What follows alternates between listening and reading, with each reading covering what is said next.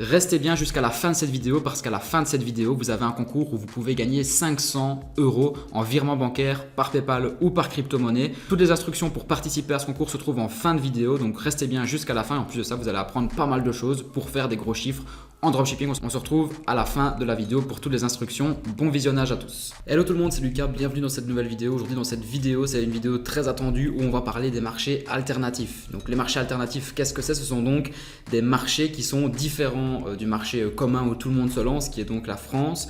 Et donc les marchés alternatifs, ce sont donc des marchés où les gens sont bancarisés, où les gens payent en ligne, où les gens payent sur des sites e-commerce, où vous pouvez aussi aller vendre vos produits e-commerce pour vous différencier de la concurrence et pour pouvoir essayer d'aller chercher plus de rentabilité sur justement des marchés qui sont différents au marché de la France. Alors déjà, je reçois une question qu'on m'envoie pratiquement tous les jours sur Instagram, par mail, etc. C'est Lucas, est-ce que le dropshipping est mort? Alors déjà non, le dropshipping n'est pas mort parce que mon équipe et moi-même, on continue à faire des chiffres, des personnes qu'on accompagne continuent à faire des chiffres aussi. Mais par contre, il faut savoir une chose, c'est que la concurrence, ça je vais pas nier, est de plus en plus élevée en France par rapport, par exemple au début quand je me suis lancé dans le dropshipping. Aujourd'hui en France, il faut savoir que la concurrence, elle est vraiment gigantesque parce qu'aujourd'hui, on va prendre des influenceurs relativement mainstream, ils vont publier tous les jours des promotions de produits en dropshipping. Il y a même des gros youtubeurs qui parlent de dropshipping dans leurs vidéos. Je vais prendre l'exemple de Squeezie qui a déjà mentionné quelques fois le business model du dropshipping sans spécialement le critiquer, mais il l'a quand même mentionné dans ses vidéos. Et donc du coup, il y a de plus en plus de monde qui savent ce que c'est sur le marché français. Il y a aussi des gens qui en ont parlé au journal télévisé, etc. Alors le dropshipping, c'est pas un mauvais business. Le problème, c'est que la plupart des gens qui sont débutants et qui se lancent le font de la mauvaise manière. Donc c'est-à-dire ne professionnalisent pas leur site, utilisent des photos qui viennent directement d'AliExpress. Et donc tout ça donne une image mauvaise au dropshipping qui au final fait peur aux gens en France d'acheter sur des sites e-commerce parce qu'ils pensent que ça va être du dropshipping.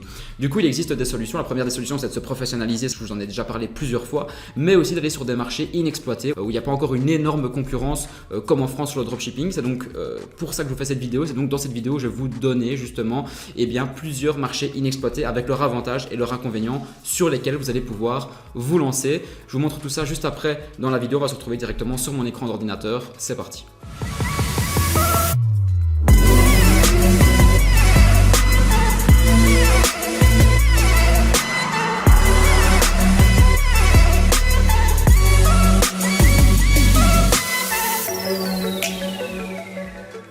Donc voilà, on se retrouve maintenant sur mon écran d'ordinateur. Donc maintenant vous commencez à avoir l'habitude où je vous présente des vidéos, des petits tutoriels, des mini tutoriels où je vous mets directement une présentation en PowerPoint. Je sais que ça plaît à énormément de monde parce que ça vous permet vraiment de bien structurer la vidéo, de structurer aussi vos pensées par rapport à ce que je vous explique, et ça vous permet également de faire des screenshots et des informations importantes sans devoir retourner visionner la vidéo, également de prendre des notes. Donc si ce format vous plaît toujours, n'hésitez pas à me le dire en commentaire, c'est toujours bon à savoir pour continuer à vous faire des vidéos de ce type là. Alors avant de commencer à vous donner justement le top des marchés inexploités, je voulais juste commencer par un petit disclaimer où en vous disant que changer de marché, ce n'est pas compliqué. Il y a beaucoup de gens qui me disent à chaque fois, on le voit tous les jours dans des messages qu'on reçoit, dans des membres de la formation Empire, etc. Des gens qui me disent Lucas, est-ce que c'est compliqué de changer de marché?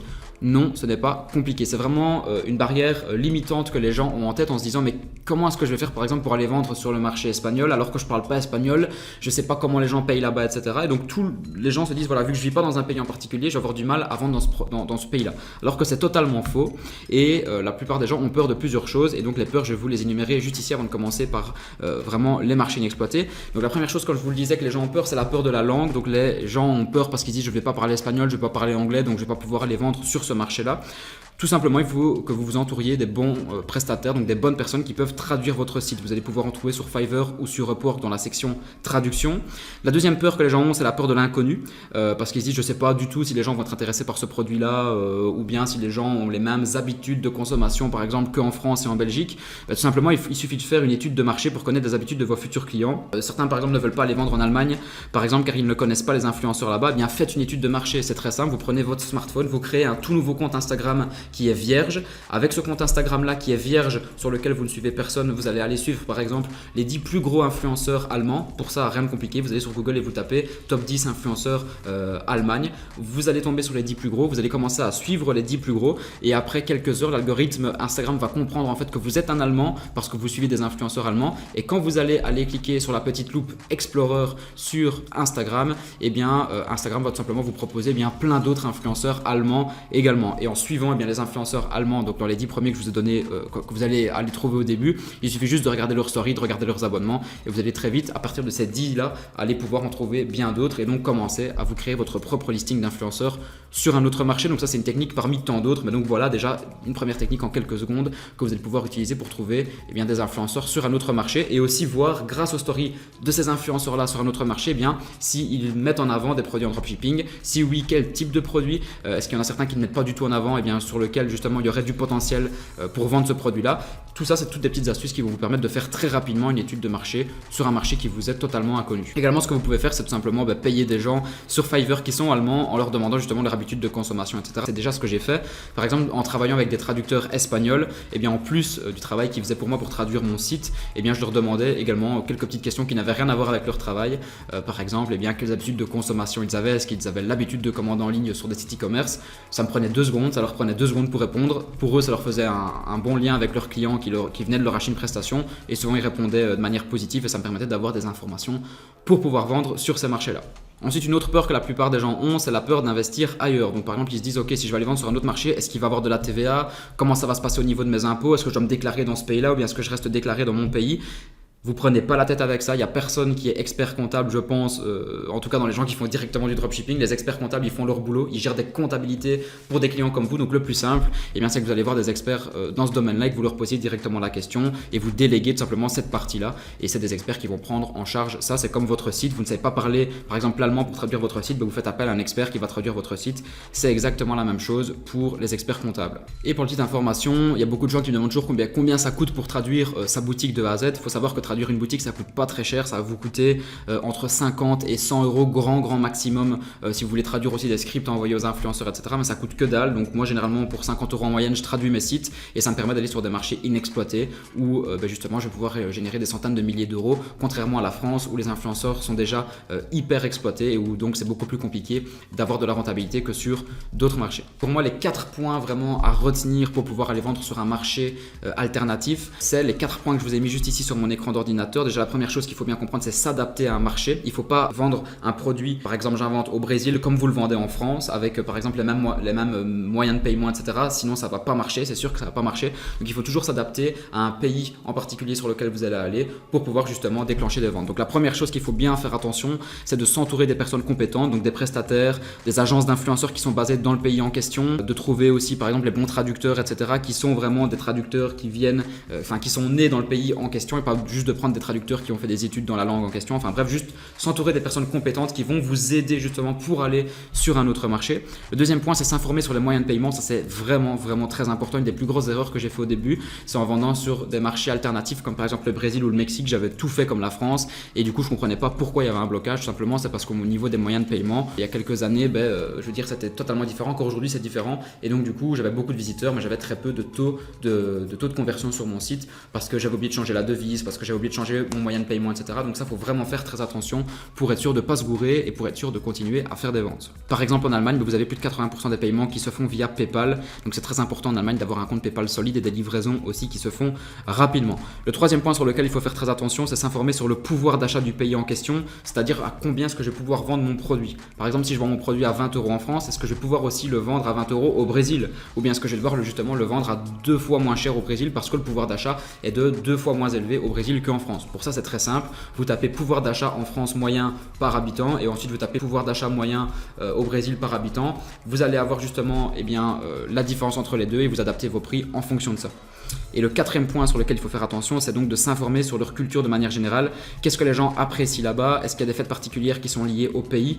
Par exemple, en Allemagne, on va prendre l'Oktoberfest. Par exemple, à cette période-là, vous allez pouvoir vendre des costumes en dropshipping en Allemagne parce que pendant le mois d'octobre, les Allemands se réunissent par dizaines de milliers de personnes pour célébrer justement cette fête-là en question. Et des fêtes vraiment qui sont propres à un pays, vous en avez dans chacun des pays. Et donc, ça mérite également de se renseigner là-dessus pour pouvoir créer des boutiques en dropshipping sur ces fêtes-là qui sont particulières à un pays. On va commencer par le premier marché inexploité. Alors quand je parle de marché inexploité, ça ne veut pas dire qu'il y a eu zéro promotion qui ont été faites en dropshipping. Ce sont donc des marchés qui sont alternatifs au marché français. Ça ne veut pas dire bien évidemment qu'il y a zéro concurrence. Il y a de la concurrence, mais il y en aura toujours un petit peu moins qu'en France, parce que pour moi vraiment le pays du dropshipping avec le marketing d'influence qui est numéro 1 en termes de concurrence, c'est la France. En tout cas, je n'ai jamais vu d'autres qui sont aussi concurrents que la France. Donc voilà, tout ça pour la petite parenthèse au niveau des marchés alternatifs. Donc le premier marché, on va commencer par le marché UK, donc c'est-à-dire l'Angleterre. Alors déjà, le premier avantage de ce marché-là, c'est la langue anglaise, c'est-à-dire que c'est une langue qui reste quand même internationale. Donc parfois, même avec vos boutiques qui sont faites par exemple pour l'Angleterre, vous allez quand même pouvoir vendre à des Français, à des Belges, vous allez pouvoir vendre même à des Suisses, parce que la plupart des gens parlent anglais.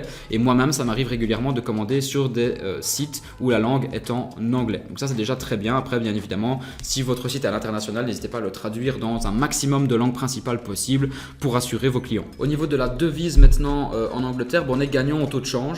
Tout simplement parce qu'un livre sterling est égal à 1,17€ en moyenne, en tout cas à l'heure où je vous tourne cette vidéo. Et donc c'est plutôt intéressant parce que sur des volumes de vente relativement élevés, on est quand même gagnant et ça permet de couvrir certains frais qu'on ne pourrait pas couvrir en plus avec l'euro, tout simplement parce qu'on gagne à chaque fois 17 centimes lorsqu'on vend pour un livre sterling entre guillemets. Donc moi je le vois comme ça et c'est plutôt pas mal au niveau de la devise, même si ça se rapproche de l'euro, c'est toujours intéressant. Et là alors le troisième avantage du marché anglais, c'est justement que la duplication du projet peut se faire rapidement sur un autre marché anglophone comme les USA ou l'Australie. Et en plus de ça, vous allez pouvoir avoir des ventes qui sont 24 heures sur 24, donc de faire des ventes toute la nuit, toute la journée en étant sur ces trois marchés. Donc l'avantage, comme je vous le disais, c'est qu'en Angleterre, ça parle anglais, en Amérique, ça parle anglais, en Australie, ça parle anglais. Au Canada, ça parle anglais aussi dans certaines régions. Et donc, à partir du moment où vous avez le produit qui marche sur le marché anglophone, ça va être très simple pour justement dupliquer votre boutique pour aller vendre sur le marché américain, sur le marché australien et sur le marché canadien. Et en plus de ça, vu qu'on est vraiment dans des fuseaux horaires totalement différents aux quatre coins du monde, vous allez pouvoir faire des ventes toute la journée et toute la nuit. Donc, testez par exemple sur le marché anglais, donc en Angleterre, et si ça marche, ça va très vite pour dupliquer sur les autres marchés. Il faut juste adapter la devise, mais pour ça, il existe pas mal de solutions. Donc, le marché anglais, moi, je vous le recommande. J'ai déjà vendu énormément sur ce marché-là. Je continue encore à vendre aujourd'hui avec des marques internationales qui sont situées en même temps sur le marché anglais, comme je vous le disais, sur le marché américain, sur le marché canadien et sur le marché australien. Donc moi, je vous recommande vraiment d'aller là-dessus. En plus, les gens ont quand même un bon pouvoir d'achat. Donc ça, c'est un marché vraiment où il y a du potentiel et où il y a des très très bons influenceurs qui naissent tous les jours. Ensuite, le deuxième marché alternatif que je vous recommande grandement si vous êtes chaud et que vous avez les nerfs solides, c'est le marché allemand. Alors, le marché allemand, pour moi, déjà un des plus gros avantages, c'est que c'est un pays qui est très grand. Qui dit grand pays dit qu'il y a pas mal d'habitants et donc il y a pas mal de potentiel de vente vu qu'il y a beaucoup de personnes dans ce pays-là. Ensuite, l'Allemagne, ce qu'il faut savoir, c'est que c'est l'un des pays en Europe qui a le plus grand pouvoir d'achat. Les salaires là-bas sont quand même relativement élevés. D'ailleurs, on peut le voir quand on va en Allemagne. Moi, j'ai été choqué la dernière fois, j'ai été à Munich. Quand tu vois toutes les grosses voitures qu'il y a là, on voit pas du tout ça en tout cas en Belgique ni en France. J'ai jamais vu un endroit où il y avait autant de grosses voitures. Donc ça montre aussi que les gens gagnent mieux, même si bien évidemment le prix des voitures est moins cher là-bas aussi. Mais on voit quand même que c'est un pays où les gens sont plus aisés que dans d'autres pays en Europe, où les gens ont de l'argent justement à dépenser, mais ça ne veut pas dire que c'est parce que les gens ont beaucoup de l'argent qu'ils vont dépenser à tout va. C'est quand même, j'ai remarqué, un pays où les gens dépensent de manière qualitative, on va dire, donc ils vont dépenser seulement pour des objets qui sont qualitatifs, donc ils vont pas hésiter à mettre un petit peu plus d'argent pour dépenser pour de la qualité, et donc faire un site de dropshipping éclaté comme on pouvait faire il y a 5 ans en arrière, là-bas ça ne marchera pas. Donc là-bas vraiment, le professionnalisme est de prime, c'est très important d'être vraiment très professionnel. Et en plus de ça, pourquoi je vous disais d'avoir les nerfs solides avec les Allemands? Et bien parce qu'il vous faut absolument un compte PayPal solide qui ne se fasse pas bloquer toutes les 48 heures, sinon ça va vous rendre fou. Donc je vous conseille vraiment d'avoir un compte PayPal solide parce que là-bas la plupart des paiements se font par PayPal. C'est inscrit comme ça dans la mentalité des gens, c'est comme ça, c'est pas autrement. Nous on a plus l'habitude de payer par carte bancaire que par PayPal. Eux là-bas c'est l'inverse, ils payent énormément par PayPal, donc vous devez avoir un compte PayPal qui est quand même relativement solide. Et en plus de ça, vu que c'est un marché où il faut un petit peu plus de courage pour y aller, pour les raisons que je viens de vous citer, que d'autres marchés, le dropshipping est un petit peu moins développé. Et donc pour quelqu'un qui a du courage, qui va bien pouvoir analyser le marché, je recommande vraiment d'aller sur ce marché-là parce qu'il y a encore énormément de place à se faire. Et je vais dire, il y a quelques marques comme ça qui sont bien présentes en Europe et qui après vont en Allemagne et qui font un carton, mais il y en a vraiment très peu. Donc il y a encore vraiment beaucoup de potentiel pour certains types de produits à aller vendre en Allemagne. Il faut juste faire attention à 2 points. Comme je vous le disais, le premier point, c'est l'exigence des consommateurs. consommateurs. Donc c'est pas parce qu'ils ont de l'argent à dépenser qu'ils vont le dépenser à tout va. Ils vont acheter seulement la qualité, ils n'ont pas peur de payer plus pour avoir un produit qualitatif, quitte à vérifier parfois même des sites concurrents pour acheter. Ils sont malins, ils font très attention, donc à vous aussi de faire attention, être professionnel à ce niveau-là.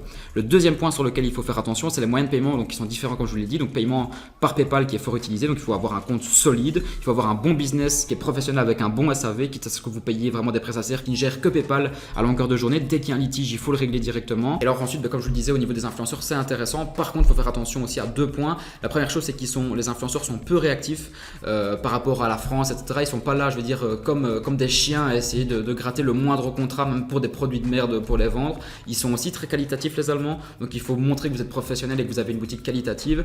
Et en plus de ça, les influenceurs demandent assez cher pour bosser avec eux. Mais croyez-moi, vous pouvez avoir des très bons retours sur investissement. Et c'est pour ça que le marché est un peu plus fermé, que tout le monde ne va pas là-bas. Pour toutes ces raisons que je viens de vous citer, notamment les influenceurs qui sont plus chers que autre part. Troisième marché, on va passer maintenant au marché US, donc les USA.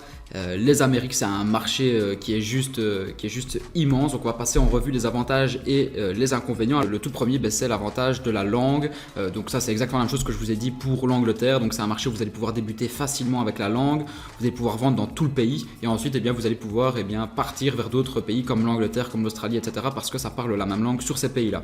Alors le premier gros avantage, c'est que la population est juste immense. Donc chaque État en Amérique est limite plus grand que chaque marché alternatif en Europe. Et il faut savoir que l'Amérique, c'est pas seulement un État, c'est plein d'États qui constituent le pays en lui-même. Donc vous avez un potentiel d'achat qui est juste incroyable. Et d'ailleurs, tous les records qui se sont faits sur Shopify, en dropshipping, en e-commerce, etc., ils se sont tous faits directement en Amérique parce que là, en termes de scalabilité, en termes du nombre d'habitants, c'est juste hallucinant. Vraiment, donc là, vous pouvez vraiment vous faire plaisir en termes de vente. Les autres gros avantages qu'il y a au niveau des influenceurs, c'est que là-bas, il y a vraiment des influenceurs qui explosent tous les jours. Déjà en France, en Belgique, en Suisse, etc., vous avez des influenceurs qui explosent tous les jours grâce à TikTok et tout ça, et vous allez pouvoir les trouver assez facilement. Par contre, il y a directement, très vite des agences qui vont aller chercher ces influenceurs-là pour les mettre sous contrat et que vous soyez ensuite obligé de passer par les agences pour pouvoir booker ces influenceurs-là.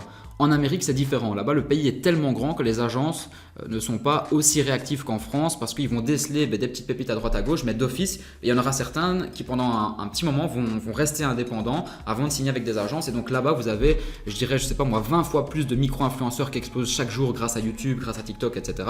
Et en plus de ça, qui ne signent pas directement avec des agences. Donc vous avez vraiment un coup à jouer là-bas. Vous avez vraiment quelque chose à faire en termes de recherche d'influenceurs. Une fois que vous les avez trouvés, ces micro-influenceurs-là, directement les prendre en exclusivité avec votre marque si vous voyez qu'il y a du potentiel. Et alors le deuxième gros avantage au niveau des influenceurs là-bas, c'est qu'il y a vraiment beaucoup de petites niches, de micro-niches qui existent dans lesquelles il y a des influenceurs, chose qui n'existe pas spécialement en France. On va prendre un exemple tout bête, on va prendre la niche de la pêche. Quand vous marquez pêche par exemple sur YouTube, vous allez voir d'office des vidéos de pêche, vous allez voir certaines chaînes YouTube qui sont dans cette thématique-là, mais en Amérique c'est totalement différent là-bas. Chaque micro-niche a plusieurs influenceurs stars dans cette niche-là, et au lieu qu'ils soient suivis par exemple que par 40 ou 50 000 personnes comme ça pourrait être le cas en France, là-bas ils sont suivis par des millions de personnes qui sont passionnées par cette niche-là parce qu'il y a beaucoup plus d'habitants, ce qui fait que les gens sont beaucoup plus suivis. Donc vous allez pouvoir aussi créer des sites de dropshipping dans des niches bien particulières, comme par exemple la niche de la pêche, comme par exemple la niche, j'en sais rien, des lézards, j'en sais rien, je dis ça comme ça, et je suis pratiquement sûr que vous allez pouvoir trouver des influenceurs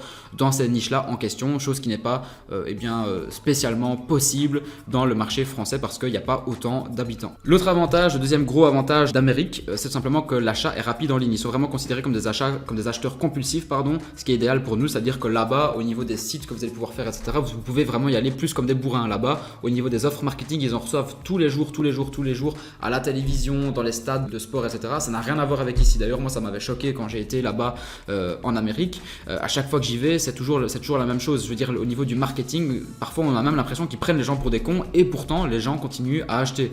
C'est du 1 plus 1 gratuit, c'est du 2 plus 1 gratuit, c'est des promotions des moins 50% sur des gros hot dogs, etc. Enfin, j'ai l'impression qu'on n'a pas du tout ça en Europe. En tout cas, on ne voit pas les choses de la même manière que là-bas. Dès qu'il y a moins 50%, il y a tout le monde qui se rue dessus pour acheter un gros hot dog à manger durant un match de basket. Enfin, c'est juste dingue. Et donc là-bas, ils ont l'habitude vraiment d'être soumis à des grosses offres marketing, chose que nous, on ne voit pas spécialement en Europe. Et donc là-bas, vous pouvez vraiment y aller en termes de script marketing avec les influenceurs, etc. Ce qui est un avantage quand on fait du e-commerce sur ces pays-là. Au niveau des paiements, on est sur des paiements classiques. Donc on utilise Stripe et PayPal là-bas. D'ailleurs, moi, quand je vends là-bas, j'utilise exclusivement Stripe et je n'utilise plus PayPal. Attention par contre, au niveau du change sur le dollar et de l'euro, un dollar américain est égal à 0,86 € à l'heure où je vous tourne cette vidéo. Et alors, le quatrième avantage, c'est qu'il y a une opportunité avec le Canada qui est juste à côté et qui est fort influencé par la culture d'achat aux États-Unis. Donc, ça peut être une transition qui peut se faire aussi facilement directement au Canada.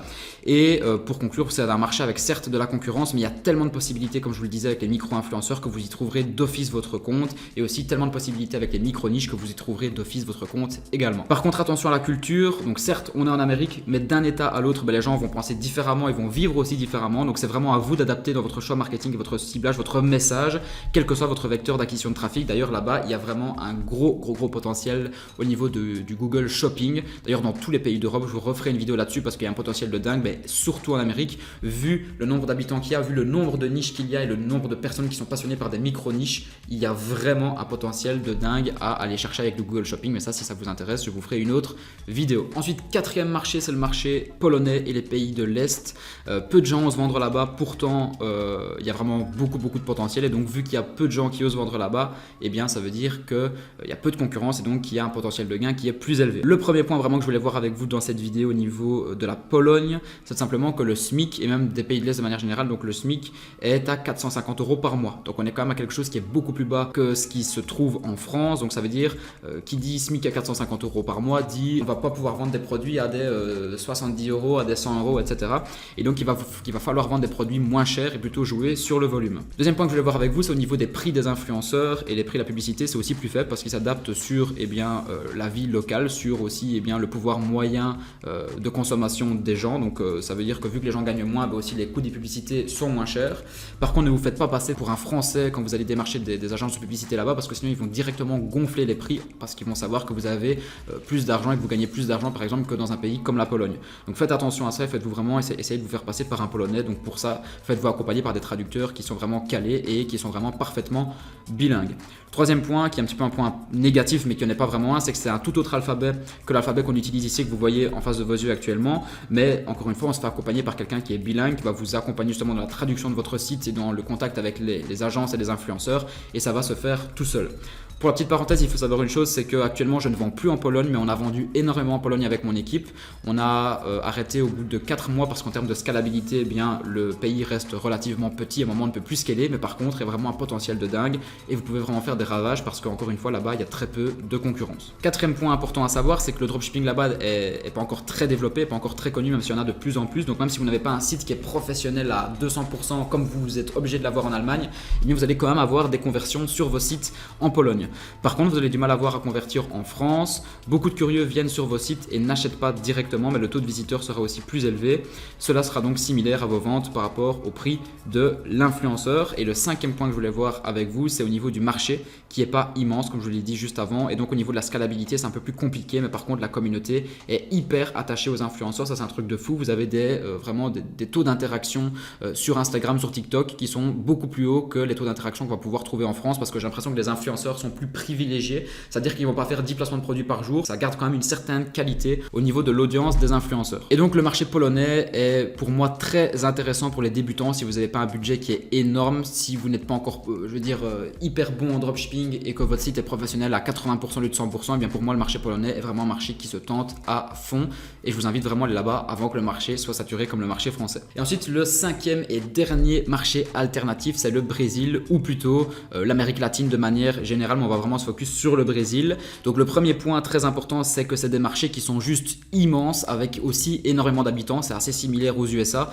Et alors un truc de dingue, c'est vraiment les taux d'interaction des influenceurs. Enfin, moi j'ai jamais vu ça. C'est vraiment dans les pays d'Amérique latine et le Brésil en particulier où les taux d'interaction des influenceurs sont juste hallucinants. Vous prenez des influenceurs, par exemple d'1 million d'abonnés, et vous prenez un influenceur d'1 million d'abonnés en France. Là-bas les taux d'interaction, quand je vous dis qu'ils sont 30 fois plus élevés, ils sont littéralement 30 fois plus élevés. C'est un truc de dingue là-bas, comme les gens vivent vraiment par les influenceurs. C'est vraiment ouf, je vous laisserai aller voir par vous-même, notamment avec les petites stratégies que vous allez suivre les influenceurs au Brésil pour en trouver d'autres, etc. Le deuxième point, c'est le pouvoir d'achat global qui reste quand même cohérent malgré un pourcentage de la population qui est quand même relativement faible.